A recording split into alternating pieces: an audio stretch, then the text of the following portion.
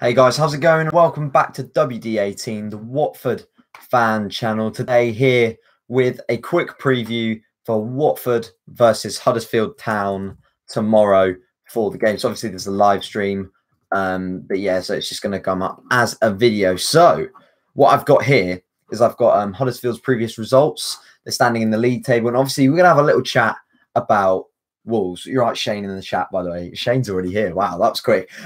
So yeah, last game, Mystic Shane was back again with saying we lost 4-0 at Bournemouth, at home to Bournemouth as well. The thing that would be most Watford to do would be to then beat Wolves 2-0. And lo and behold, that is what happened. It was a brilliant game. I thought we played really well. We played some of the best football that we have played in a while, since probably first half of the Fulham game. I was actually pretty ill for most of it, so if you can't tell in the fan cams, I'm very ill during that stage, having to interview people. But yeah, no, apart from that, it was a great away day. Atmosphere was great, played lovely football, dominated Wolves across the park. And yeah, Huddersfield it's really, really interesting with Huddersfield at the moment, because they're low in the table. They've not even had a win this season, right? So if they beat us, pretty tragic for the Premier League. They've had 3 draws and 6 losses. Their goal difference is the lowest in the league, joint with Fulham on -14. They have got problems everywhere. They lost to Liverpool. They lost to Leicester. They lost to Crystal Palace. They lost to Tottenham. They've only drawn with Everton, Burnley, and a 0-0 at Cardiff.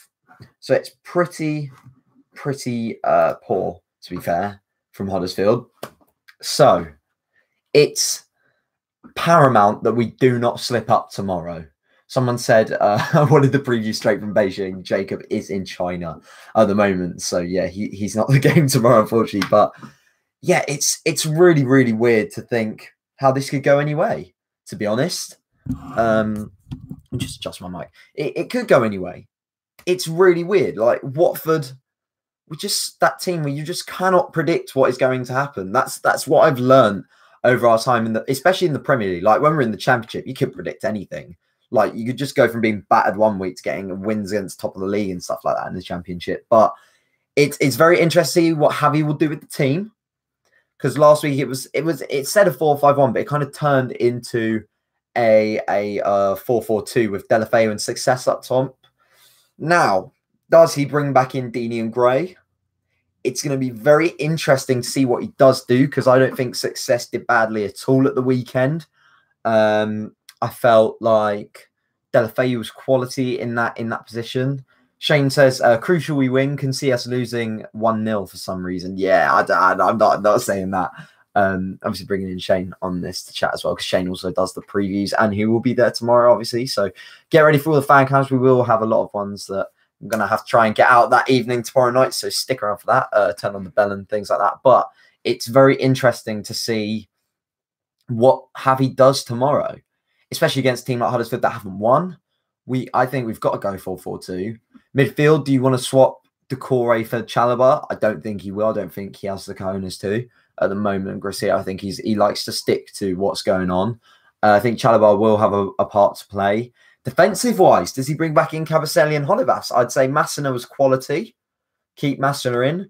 Mariappa didn't put a foot wrong, but do you bring in Cavaselli? Shane says keep the team as it is, and I think he might actually do that, which will be very interesting, especially for Deeney. I think the only change he might do is Deeney for Success, which might be... I think that might get some stick, but if he doesn't make changes, he'll get stick from certain fans. If he does make changes, fans give him stick. So it's a very interesting one for Javi. I wouldn't want to be him tonight thinking about that decision. Definitely not. But yeah, it's an interesting one. I could see us...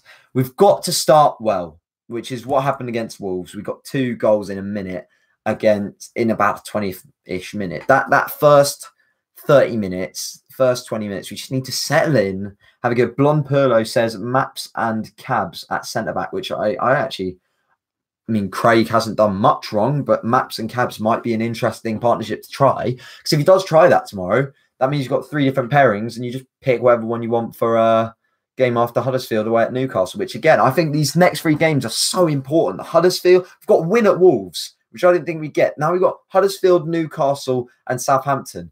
We can win these next 3 games. We're up in top 6, literally. Like, it's going to be very, very interesting to see what Javi does do tomorrow.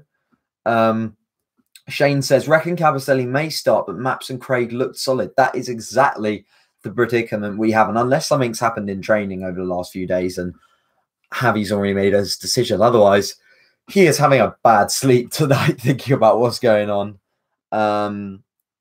It's just great to see that we've got a squad where just there's competition for places everywhere. I'd say that the first position nailed down on the team sheet is Ben Foster. And then it's just whatever right back we have available. That's it. But yeah, I think I've said that all that needs to be said. Shane says Troy is 50-50, by the way. No Chalobah. Okay. That kind of sorts that out to Corey and Capu. But it's going to be very interesting to see what Javi does do.